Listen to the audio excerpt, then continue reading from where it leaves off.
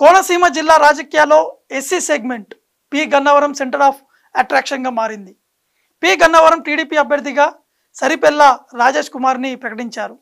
దీంతో జిల్లా రాజకీయాల్లో అగ్గి రాజుకుంది. మహాసేన రాజేష్గా సోషల్ మీడియాలో ఫేమస్ అయిన ఆయనపై ఎంతకంత వ్యతిరేకత వస్తుంది. అసలు రాజేష్ పోటీలో ఉంటారా?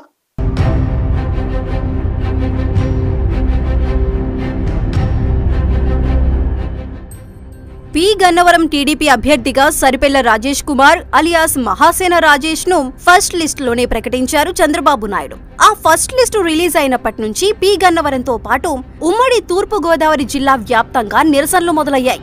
ఎస్సీ సామాజిక వర్గానికి చెందిన రాజేష్ ఇటీవలే టీడీపీలో చేరారు.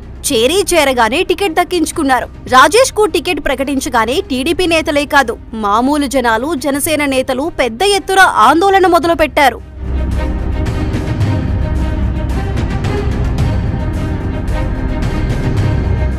మహాసేన రాజేష్ గా సోషల్ మీడియాలో చాలా వీడియోలు పోస్ట్ చేసిన ఆయన కాంట్రవర్సీలకు కేర్ ఆఫ్ అడ్రస్ అయ్యారు. వాటిలో హిందువుల మనోభావాలు దెబ్బతినేలా కామెంట్లు చేశారు.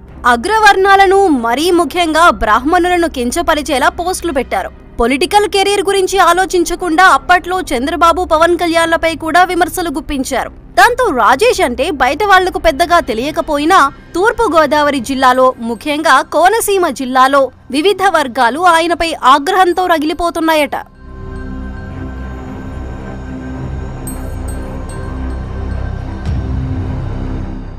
సోషల్ మీడియా పోస్టులే రాజేష్ కు శాపంగా మారాయంటున్నారు. రాజేష్ ను తప్పించకపోతే కొత్తపేట, మండపేట, అమలాపురంలో కూడా పార్టీ ఓడిపోతుందని అక్కడి అభ్యర్థులు, నేతలు కూడా చంద్రబాబు పైన బాగా ఒత్తిడి తెస్తున్నారట.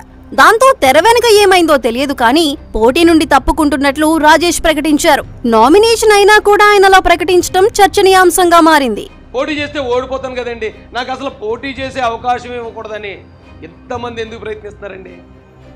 నిజంగా నేను గన్నవరంలో ఓడిపోయే అభ్యర్థిని అయ్యి ఉంటే జగన్మోహన్ రెడ్డి అసలు నాకు టికెట్ ఇవ్వటమే తప్పు అన్నట్టు, టికెట్ ఇవ్వడం ఎక్కడా లేని పాపం అన్నట్టు చంద్రబాబు నాయుడు గారి మీదని, పవన్ కళ్యాణ్ గారి మీద ఒత్తిడిని తీసుకెళ్తున్నారండి.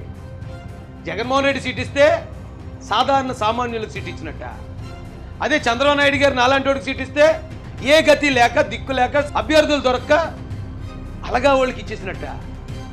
ఏంటండి ప్రచారం? ఇంత రాజకీయమా? నా వల్ల పార్టీకి నష్టం జరుగుతుంది అని భావిస్తే నేను ఎంతవరకన్నా తగ్గడానికి నేను రెడీగా ఉంటానండి. నాకైతే అనిపిస్తుందండి ఇంకా కామైపోతే మంచిదేమో. ఎందుకు మన వల్ల పార్టీ ఇదవటం చాలా బాధగా అనిపించి చెప్తున్నాను. నేను చాలా బాధపడుతున్నాను. అటు చూస్తే వైసీపీ సిట్టింగ్ ఎమ్మెల్యే కొండేటి చిట్టిబాబును కాదని వైసీపీ అధిష్టానం జెడ్పీ చైర్మన్ పెప్పర్తి వేణుగోపాల్ కు సీటు కేటాయించింది. చిట్టిబాబుతో సమన్వయం చేసుకుంటూ అన్ని వర్గాలను కలుపుకొని పోతూ వేణుగోపాల్ ప్రశాంతంగా ప్రచారం చేసుకుంటున్నారు. నీటిపారుదల శాఖలో ఉన్నత ఉద్యోగం చేస్తూ రిటైర్మెంట్ తీసుకుని రాజకీయాల్లోకి వచ్చారాయన. ఉభయ గోదావరి జిల్లాలకు జీవనాధారమైన ధవళేశ్వరం బ్యారేజ్ విధులు నిర్వహించారు. అప్పట్లో వైఎస్ రాజశేఖర్ రెడ్డి ఆయనకు ఉన్న అనుభవం చూసి రాజకీయాల్లోకి రమ్మని ఆఫర్ ఇచ్చారు. అలా ఆయన రాజకీయ రంగ ప్రవేశం చేశారు. ప్రస్తుతం వైసీపీలో జెడ్పీ చైర్మన్ గా కొనసాగుతూ పి గన్నవరం టికెట్ దక్కించుకున్నారు.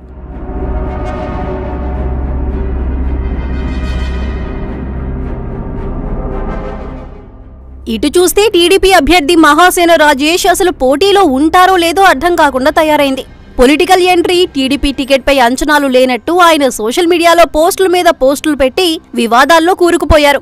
ఎస్సీ నేతగా ఆయన సోషల్ మీడియాలో చూపించిన దూకుడు ఆ వర్గాల్లో ఆయనకు ఫాలోయింగ్ పెంచినా హిందువుల వ్యతిరేకి అని, ముఖ్యంగా బ్రాహ్మణులంటే ఆయనకు చులకనని, బెదిరింపులు, బ్లాక్ మెయిలింగ్లు చేస్తారని సోషల్ మీడియాలో ట్రోలింగ్ అవుతూ ఉండటం ఆయనకు పెద్ద మైనస్ అయిందంటున్నారు. ఈ విషయంలో ఆయన వివరణలు ఇచ్చుకుంటున్నప్పటికీ ట్రోల్స్ మాత్రం ఆగటం లేదు.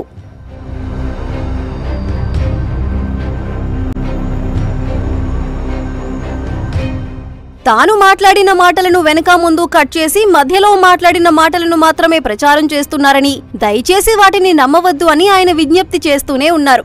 అయితే ఏ సోషల్ మీడియా నమ్ముకొని ఆయన ఇంత స్థాయికి వచ్చారో అదే సోషల్ మీడియా ఆయన పాలిట ప్రస్తుతం శాపంగా మారిందన్న అభిప్రాయం వ్యక్తమవుతోంది.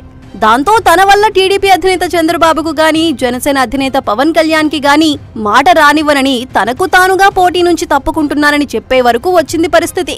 ఆ క్రమంలో తెలియక చేసినా తెలిసి చేసినా తప్పు తప్పే అంటూ పలువురు వాదిస్తున్నారు. అసలు నేను తప్పు చేయలేదు మహాప్రభు అంటూ రాజేష్ అంటున్నారు. మరి ఇలాంటి పరిస్థితుల్లో మహాసేన రాజేష్ రాజకీయ భవిష్యత్తు ఎలా ఉండబోతోందో చూడాలి.